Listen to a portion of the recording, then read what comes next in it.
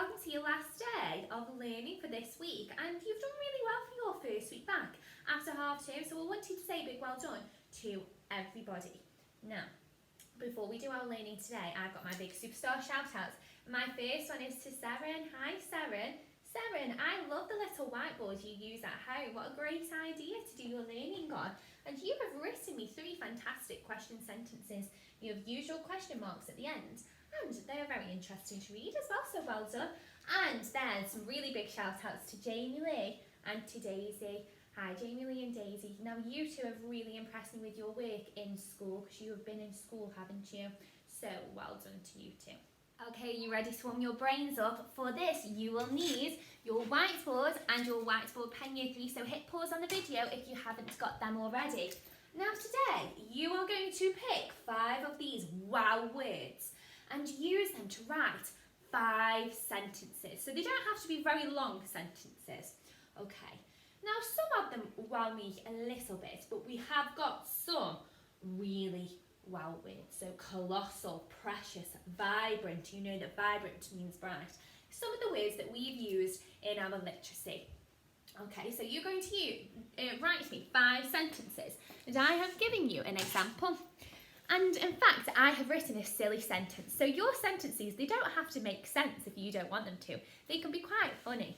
Okay, so I have written, some ferociously bouncy jelly hit me hard in my face yesterday.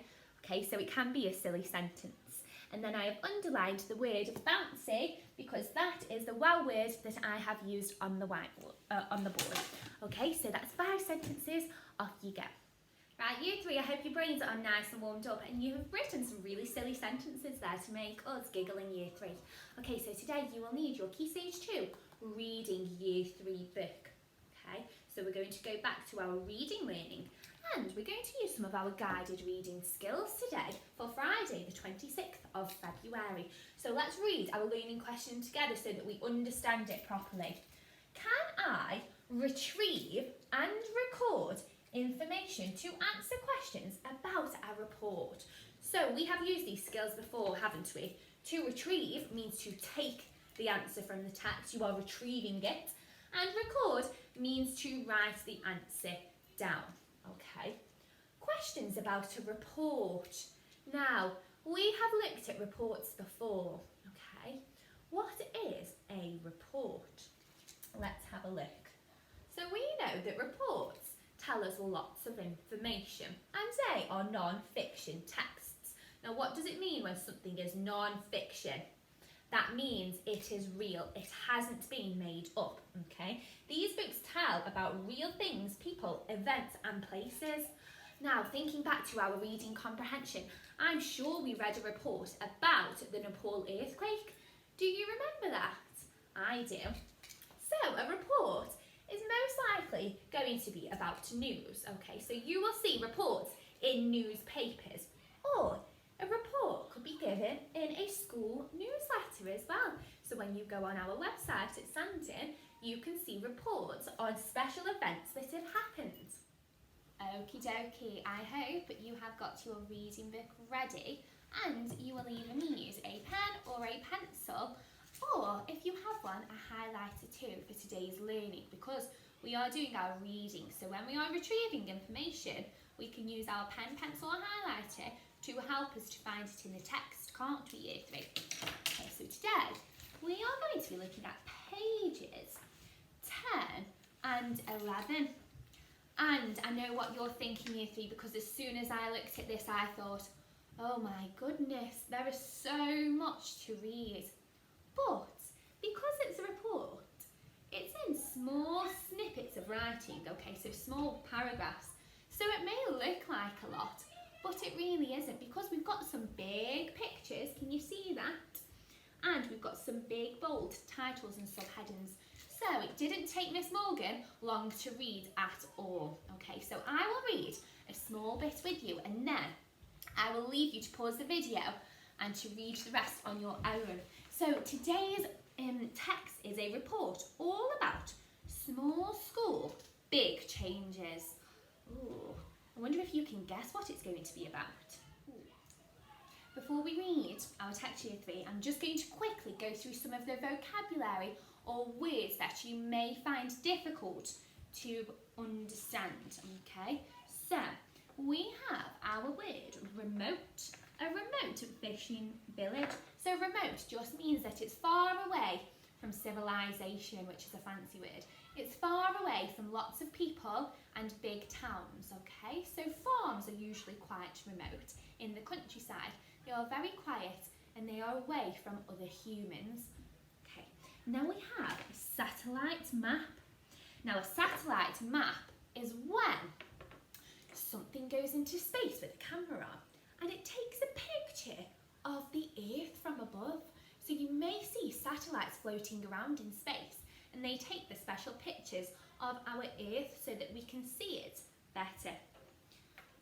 We also have supplies. So if you don't remember this from the Nepal earthquake text, supplies just mean things that are given to people to do something, okay? So if you are going to cook a meal, your supplies would be your food and your equipment. We have the government. Now, if you don't know what the government is, they are a group of people that people vote in to run the country. They make all the big decisions. And we have female. Now, I know some of you might be thinking, oh, you know what a female is, Miss Morgan, but a female is a woman, okay? So let's read page 10 together. The remote fishing village of Kalu near the Persian Gulf in Iran is so small that it doesn't appear on satellite maps of the Earth. It's that tiny. Its school has just 4 students. But thanks to a blog about the village and its tiny school, life changed almost overnight for kids in Kalu, especially the girls. Oh, if you don't know what a blog is, that's something that you find on the internet with information on. Kalu didn't even have a school before 2008, when a teacher named Abdul Mohammed Shirani arrived with the goal of setting one up. The village let him use a fishing shed, and on the first day of school, he and the students cleaned it out and set up a classroom inside. So this is the entire school, just 4 students, and you can't even see it on the satellite map from space because it's that small. Well, okay, what I want you to do now is hit pause on the video and to read the rest of page 10 and then to read the text on page 11 as well. Like I say, it looks like a lot of reading, but it won't take you long, year 3, okay? So read it carefully and maybe highlight any words that you don't understand, any vocabulary, and ask somebody at home to help you with that. Okay, so hopefully you've read that text very carefully, and we're going to answer questions on page 12 and 13 today, because these are retrieval questions, so they aren't too difficult. Let's have a look at number 1 together. Why doesn't the village of Kalu appear on satellite maps of the Earth? Oh, well, if I'm reading my text, why doesn't it appear on satellite maps? I will probably look for the words satellite maps in my text to find my answer. What did Abdul Mohammed Shirani want to do when he arrived in the village? So you've got 4 options here. He wanted the village to be famous. He wanted to set up a fishing business. He wanted to set up the first school, or he wanted to write a blog. So think, who is Abdul Mohammed Shirani? Now I'll give you a clue. I'm sure he was the teacher at the school. I think I've read my text correctly there. But why? What did he want to do when he arrived in the village? What was the most important thing about the report? And number 3, draw lines to match the name on the left with its description on the right. One has been done for you. Right, so year 3, we do this in our guided reading and our spelling quite a lot, where we match up the words to their definitions or descriptions, don't we? So one's been done for you. UNICEF. UNICEF is an international group set up on support to children's education. So have a read of all of these. Shahid Rahi, Hamidi, Kalu and Abdul Mohammed Shirani.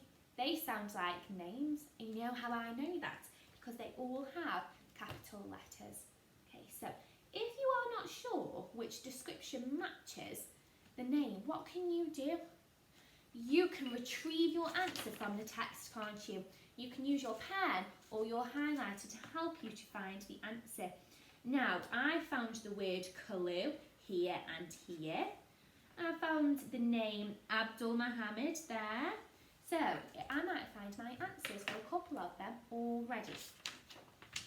Okay, so on page number 13, we have 2 more retrieval questions.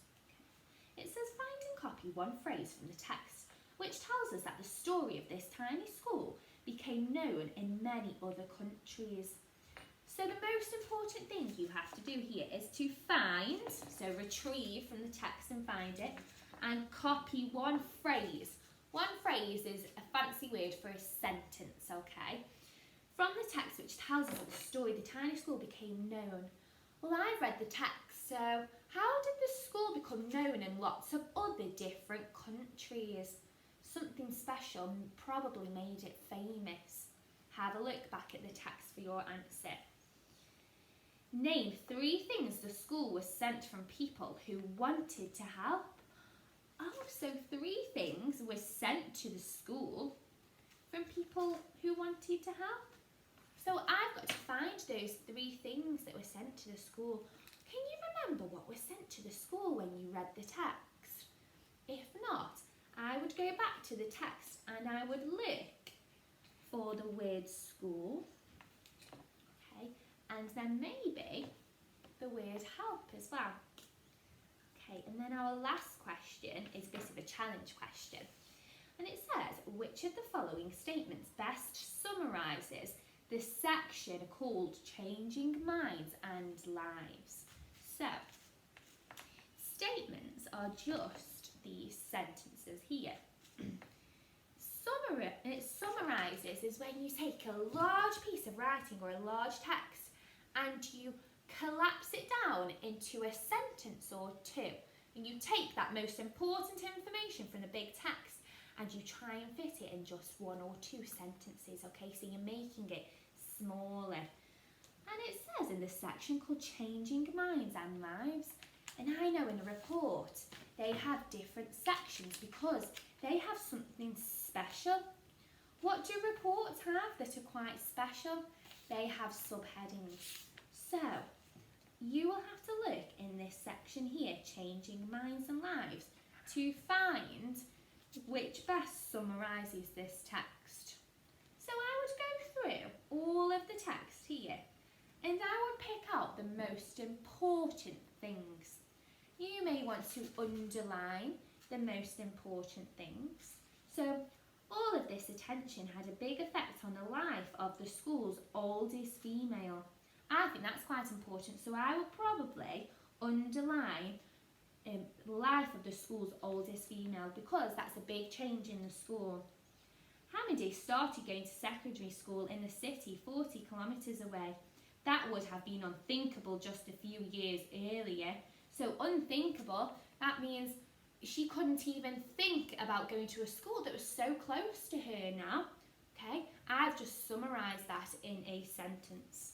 So, go through the statements and tick one of the boxes that you think best summarises the whole of these paragraphs. Okay, so that is a bit of a challenging one today, but I am sure you can find the right answer, Year 3. Okay, well done for getting through Friday's learning. Okay, Year 3, have a lovely weekend and I will see you ready for Monday's learning. So we have 1 more week left now of our learning at home and then you get to come in school on Monday the 8th of March and we cannot wait to see you in Year 3 at Sandon. Okay, so enjoy your weekend and we will see you soon. Bye!